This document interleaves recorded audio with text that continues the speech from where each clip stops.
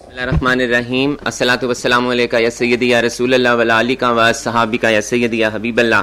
محترم جناب میاں محمد نواز شریف صاحب, محترم جناب میاں محمد شہباز شریف صاحب, محترم جناب اسحاق ڈاٹ صاحب, محترمہ مریم نواز صاحبہ, former ministers, former and sitting office bearers, محترم ایگزیکٹو کمیٹی ممبرز, خواتین و حضرات, السلام علیکم.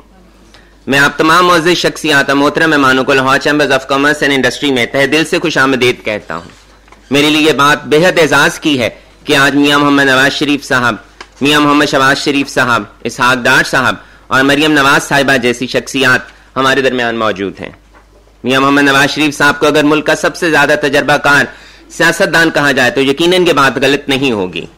آپ 3 مرتبہ پاکستان کی وزارت عظمیٰ کے عہدے پر فائز رہ چکے ہیں اور ملک کو ایٹمی طاقت بنانے سے لے کر موٹر ویز, پاور پروجیکٹس, ٹرانسپورٹیشن سسٹم سمیت ملک میں سی پیک کے تحت انفراسٹرکچر کی ڈیولپمنٹ کا سہرا آپ کے سر ہے.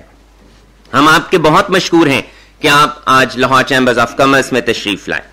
میاں محمد شہباز شریف صاحب تو ہمارے دل کے بہت قریب ہیں کیونکہ آپ وزیر اعلیٰ پنجاب اور پھر وزیر اعظم پاکستان کے عہدے پر فائز ہونے سے قبل لاہور چیمبر کے صدر رہ چکے ہیں. میں میاں شہباز شریف صاحب کی قائدانہ صلاحیتوں کو خراج تحسین پیش کرتا ہوں. جس طرح آپ نے بطور وزیر اعظم IMF کے ساتھ معاہدے کو فائنل کر کے ملک کو ڈیفالٹ ہونے سے بچایا, یہ آپ کا ہی کام تھا. میاں صاحب کی حکومت کی بہترین حکمت عملی کی وجہ سے ہی پاکستان FATF کی گرے لسٹ سے باہر نکلنے میں کامیاب ہوا. میں اسحاق ڈاٹ صاحب کے لیے بھی بہت عزت اور نہایت احترام کے جذبات رکھتا ہوں کیونکہ آپ بھی لاہور چیمبرز آف کامرس کی صدارت کر چکے ہیں. ملک کی معیشت کی بحالی کے لیے آپ کی بطور وزیر خزانہ پیش کی گئی خدمات کو فراموش نہیں کیا جا سکتا. اور مریم نواز صاحبہ نے جس بہادری اور جرأت مندانہ انداز میں میاں صاحب کی غیر موجودگی میں پارٹی کی قیادت میں اپنا کردار ادا کیا وہ قابل تعریف ہے. آپ کی قائدانہ صلاحیتوں کے ہم سب معترف ہیں. میں یہاں میاں شہباز شریف صاحب کے دور اقتدار میں تاجر برادری اور صنعت کے فروغ کے لیے کیے گئے چند اہم اقدامات کا ذکر کرنا ضروری سمجھتا ہوں جو انہوں نے مشکل حالات کے باوجود کیے.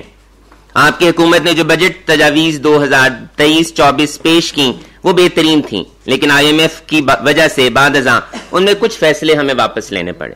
ان میں SMEs کے فروغ کے لیے کنسیشنری ٹیکس رجیم کی سالانہ ٹرن اوور لمٹ کو 250 ملین روپے سے بڑھا کر 800 ملین روپے کیا گیا تھا. اس طرح اس بجٹ میں سیکشن 111(4) کے تحت غیر ملکی ریمیٹنسز کی لمٹ کو 5 ملین روپے سے بڑھا کر $1 لاکھ مقرر کیا گیا تھا. IT سیکٹر کو فروغ کے لیے IT ایکسپورٹس پر کنسیشنل انکم ٹیکس ریٹ مقرر کیا گیا تھا اور سالانہ $24,000 تک IT ایکسپورٹ کرنے والے فری لانسرز کو سیلز ٹیکس سے مستثنی قرار دیا گیا تھا. ساتھ ہی ساتھ IT سیکٹر کو SME کا سٹیٹس بھی دیا گیا تھا. توانائی کے بحران کو قابو پانے کے لیے سولر پینلز, انورٹرز اور بیٹریوں کی تیاری کے لیے درکار مشینری اور دیگر ضروری سامان کی درآمد پر کسٹمز ڈیوٹی ختم کرنے کی بھی تجویز دی گئی تھی. لیکن یہاں یہ بات قابل تعریف ہے کہ دکاندار جن کو 1000 اسکوائر فٹ رقبے کی بنا پر سیلز ٹیکس میں لازمی رجسٹرڈ کروانا پڑتا تھا اس قانون کو بجٹ میں ختم کر دیا گیا. اس سے بڑی تعداد میں ٹریڈرز کے لیے آسانی پیدا ہوئی. میں آپ تمام شخصیات کو سیاسی قیادت سے زیادہ بزنس کمیونٹی کے لیڈر سمجھتا ہوں, اس لیے آپ کی موجودگی کا فائدہ اٹھاتے ہوئے کچھ گزارشات کرنا چاہتا ہوں. اگر ہمیں ملک کو بچانا ہے تو ہمیں انڈسٹریلائزیشن پر زور دینا ہوگا کیونکہ اس کے بغیر معاشی ترقی ممکن نہیں.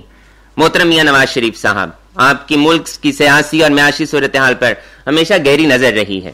ہم نے گزشتہ چند سالوں میں تاریخ کے سخت ترین دن دیکھے ہیں. LCs نہ کھلنے اور امپورٹ کنٹینرز بر وقت کلیئر نہ ہونے سے کئی صنعتیں بند ہو گئیں جس کی وجہ سے بے روزگاری میں ریکارڈ اضافہ ہوا. یہ کاروباری برادری کا حوصلہ ہے جو تمام نامساعد حالات کے باوجود ثابت قدم رہے. ان حالات کی وجہ سے عوام کی مشکلات میں اضافہ ہوا اور رہی صحیح کسر مہنگائی نے نکال دی. بجلی, گیس اور روزمرہ کی ضروریات زندگی کی اشیاء کی قیمتوں میں ہوش ربا اضافے کی وجہ سے مشکلات کے انبار لگے ہوئے ہیں. یہ معاملہ انتہائی سنگین صورتحال اختیار کرتا جا رہا ہے جسے ہنگامی بنیادوں پر ایڈریس کرنے کی ضرورت ہے. مہنگائی تب تک قابو میں نہیں آئے گی جب تک ہمارا روپیہ مضبوط نہیں ہوگا. میں بزنس کمیونٹی کے کچھ مسائل آپ سے شیئر کرنا ضروری سمجھتا ہوں تاکہ ان کی نشاندہی کے ساتھ ساتھ ان کے ممکنہ حل پر بھی بات ہو سکے. ڈالر کے مقابلے میں روپے کی گرتی ہوئی مسلسل کمی کی وجہ سے آج ہمیں high inflation, high cost of doing business, high interest rate, high utility prices کا سامنا ہے. اسٹرکٹ میجرز کے نتیجے میں ڈالر کے ریٹ میں کمی بھی آئی اور ملک میں انٹر بینک اور اوپن مارکیٹ میں ڈالر کے ریٹ کے فرق کو بھی ختم کیا گیا. انٹر بینک اور اوپن مارکیٹ کے ریٹ کی وجہ سے پاکستان کو فارن ریمیٹنسز کے زمرے میں پچھلے سال $4 بلین کم وصول ہوئے. ہم سمجھتے ہیں کہ روپے کی قدر کو استحکام کی بہت ضرورت ہے اور اس کو ڈالر کے مقابلے میں 200 روپے سے نیچے لانا بے حد ضروری ہے. ٹیکس نیٹ کو بڑھانا ناگزیر ہو چکا ہے. ہمارے کاروباری حضرات چاہے ان کا تعلق صنعت سے ہے یا تجارت سے, وہ ٹیکس دینا چاہتے ہیں, لیکن مسئلہ یہ ہے کہ ہمارا ٹیکسیشن سسٹم بہت کمپلیکس ہے. اس صورتحال میں جب آپ کو audits, bank attachments, penalties, surcharges, refunds نہ ملنے کا خوف ہو تو ٹیکس نیٹ میں کون آئے گا؟ ہمیں اپنا ٹیکسیشن سسٹم آسان بنانا ہوگا اور عوام کو ٹیکس نیٹ میں آنے کے فوائد بتانے ہوں گے تاکہ ہمارا ٹیکس بیس بڑھ سکے. میں آپ کے علم میں یہ بات لانا چاہتا ہوں کہ چیمبر کو اس سال ہم نے business compliance and facilitation year قرار دیا ہے. ڈاکومنٹیشن کا فروغ ہمارا اولین ترجیح ہے. یہ بہت ضروری ہے کہ صنعت و تجارت کے متعلق تمام پالیسیاں سٹیک ہولڈرز کو آن بورڈ لے کر بنائی جائیں. ہماری صنعتوں کو بہت سا خام مال, ضروری کمپوننٹس اور مختلف مشینری جو کہ ملک میں نہیں بنتی ان کو درآمد کرنا پڑتا ہے, جس پر regulatory duty, customs duty, additional customs duty وغیرہ ادا کرنا ہوتی ہیں. ان کو ختم کیے بغیر ہم اپنی انڈسٹری نہیں چلا سکتے اور نہ ہی اپنی ایکسپورٹس کو بڑھا سکتے ہیں. ہم سمجھتے ہیں کہ کاسٹ آف ڈوئنگ بزنس کو کم کیے بغیر ملک میں انڈسٹریلائزیشن کا فروغ ناممکن ہے. ہمارا موجودہ پالیسی ریٹ جو 22% ہے یہ خطے کے دیگر ممالک کی نسبت بہت زیادہ ہے. اس کو فوری طور پر کمی لانے کی ضرورت ہے تاکہ کم شرح سے بینکوں سے سستے قرضے مل سکیں. ہماری ایس ایم ایز کو درپیش بڑا مسئلہ فائنانس تک رسائی کا نہ ہونا ہے. کمرشل بینکوں کو چاہیے کہ وہ خاص طور پر ایس ایم ایز اور وومن انٹرپرینیورز کے لیے لو کاسٹ لونز فراہم کریں. اس وقت مقامی صنعت کو چلانا بہت مشکل ہو گیا ہے. ایسی صورت میں باہر کی منڈیوں میں کمپیٹ کرنا اور بھی مشکل ہوتا جا رہا ہے. ہمیں انڈسٹریلائزیشن اور امپورٹ سبسٹیٹیوشن کی طرف توجہ دینی ہوگی. موجودہ حالات کے پیش نظر ایکسپورٹس بڑھانے کو نمبر 2 پر لانا چاہیے اور امپورٹس کم کرنے کو پہلی ترجیح دینی چاہیے. یہ اسی صورت ممکن ہوگا جب ہم اپنے ملک میں لوکلائزیشن کو فروغ دیں گے اور ویلیو ایڈیشن کی طرف جائیں گے. اس کے ساتھ ساتھ زراعت جو ہماری معیشت کی ریڑھ کی ہڈی ہے اس پر بھی خاص توجہ دینے کی ضرورت ہے. میں میاں شہباز شریف صاحب کے دور حکومت میں قائم کی گئی اسپیشل انویسٹمنٹ فیسیلیٹیشن کونسل کی بھی تعریف کرنا چاہوں گا. اس سے defence, I T, agriculture, mines and minerals اور انرجی کے شعبے میں اندرونی اور بیرونی سرمایہ کاری کا حصول ممکن ہو سکے گا. اس پلیٹ فارم کا مستقبل میں بہت اہم کردار ہوگا. پاکستان میں اسلامک بینکنگ کا نیٹ ورک بڑی تیزی سے پھیل رہا ہے. کمرشل بینک روایتی بینکنگ کے ساتھ ساتھ اسلامک بینکنگ کو فروغ دینے میں مصروف عمل ہیں. ہمیں اس انیشیٹو کو سپورٹ کرنا چاہیے تاکہ سودی نظام جو سیدھا اللہ اور اس کے رسول کے ساتھ کھلی جنگ ہے اس سے چھٹکارا پایا جا سکے اور ہماری ملکی معیشت میں خیر و برکت کا سامان پیدا ہو. چین کے ساتھ جوائن میں تجارت اور کراس بارڈر ٹرانزیکشنز کے لیے RMB بینک قائم کرنا اچھا اقدام ہے. اس کے دائرہ کار کو بڑھانا بہت ضروری ہے. اس کے علاوہ ڈالر کی فلائٹ کو روکنے کے لیے ضروری ہے کہ ہم سمگلنگ کو ایفیکٹو بارڈر کنٹرولز کے ذریعے ختم کریں تاکہ ہمارا انحصار صرف لیگل اور ڈاکومنٹڈ ٹریڈ پر ہو. ایران, افغانستان اور روس کے ساتھ بارٹر ٹریڈ کے ذریعے تجارت کا فروغ وقت کی اہم ضرورت ہے. ایسے تمام ممالک جن کے ساتھ پاکستان کے پراپر بینکنگ چینلز نہیں ہیں ہمیں ان کے ساتھ بھی بارٹر ٹریڈ کا سلسلہ شروع کرنا ہوگا جس سے ہماری ایکسپورٹس بے تحاشا بڑھ سکتی ہیں. خاص طور پر ویلیو ایڈڈ پروڈکٹس کی ایکسپورٹ کو بڑھانے کی طرف توجہ دینی ہوگی. بر اعظم افریقہ اور آسیان ممالک دونوں کا شمار دنیا کی بڑی پوٹینشیل مارکیٹس میں ہوتا ہے. جب ہم نئی منڈیاں تلاش کرنے کی بات کرتے ہیں تو اس حوالے سے یہ دونوں خطے بڑی اہمیت کے حامل ہیں. ہمیں ایکسپورٹس کی نئی منڈیوں کو تلاش اور رسائی کے لیے اپنے ایکسپورٹرز کو انسینٹیوز دینے ہوں گے.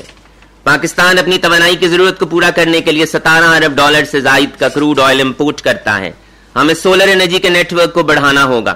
اس کے علاوہ آلٹرنیٹ انرجی کے ذرائع, نئے آبی ذخائر اور ڈیمز, خاص طور پر کالا باغ ڈیم بنانے پر خصوصی توجہ دینی ہوگی تاکہ رینیویبل انرجی کا حصہ بڑھایا جا سکے.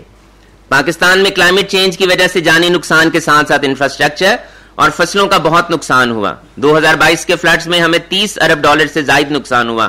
ہمیں کلائمیٹ چینج کے اثرات پر قابو پانے کے لیے ہنگامی بنیادوں پر اقدامات کرنے ہوں گے تاکہ مستقبل صورتحال کو بہت بہتر بنایا جا سکے اور اس طرح کے بڑے نقصان سے بچا جا سکے.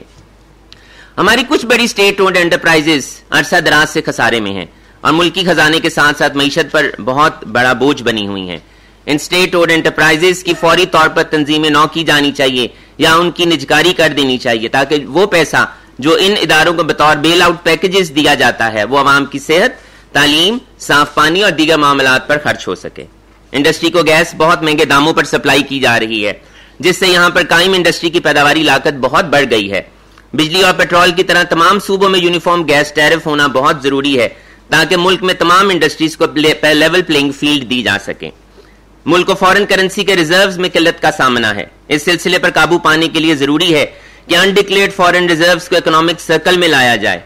گرے اکانومی کا پیسہ معیشت میں انجیکٹ ہونے سے نئی انڈسٹری کا لگنا اور پرانی انڈسٹری کا بحال ہونا ممکن ہو سکے گا.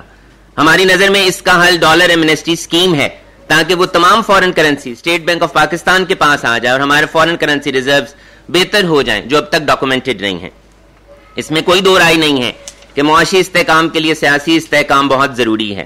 الیکشن کمیشن آف پاکستان نے ملک میں جنرل الیکشن کی تاریخ کا اعلان کر دیا ہے جو کہ ایک بہت اچھی بات ہے، مگر ہم سمجھتے ہیں کہ الیکشن سے قبل تمام سیاسی جماعتوں کو مل بیٹھ کر ایک متفقہ چارٹر آف اکانومی وضع کرنا چاہیے تاکہ اکانومی کا پہیہ چلتا رہے اور آنے والے سالوں میں معاشی پالیسیوں میں تسلسل کو یقینی بنایا جا سکے.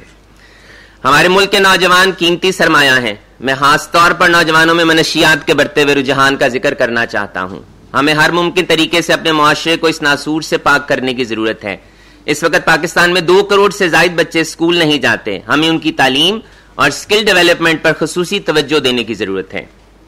میاں صاحب، Lahore chamber of commerce business community کے مسائل کے حل اور ملکی معیشت کی بحالی و ترقی کی راہ پر گامزن کرنے کے لیے آپ کو مکمل سپورٹ کی یقین دہانی کراتا ہے. میاں صاحب، آخر میں اس بات پر زور دینا چاہتا ہوں کہ آپ کے ویژن کے مطابق ایشین ٹائیگر بننے کا سفر جہاں منقطع ہوا تھا اس کو دگنی رفتار کے ساتھ دوبارہ شروع کرنے کا وقت آ گیا ہے تاکہ پاکستان کا دنیا کے صف اول کے ممالک میں شمار ہونے کا خواب شرمندہ تعبیر ہو سکے. ان الفاظ کے ساتھ میں ہم تمام معزز شخصیات کو ایک دفعہ پھر Lahore chambers of commerce and industries میں خوش آمدید کہتا ہوں. آپ کی آمد ہمارے لیے نہایت اعزاز کی بات ہے. شکریہ. Thank you sir.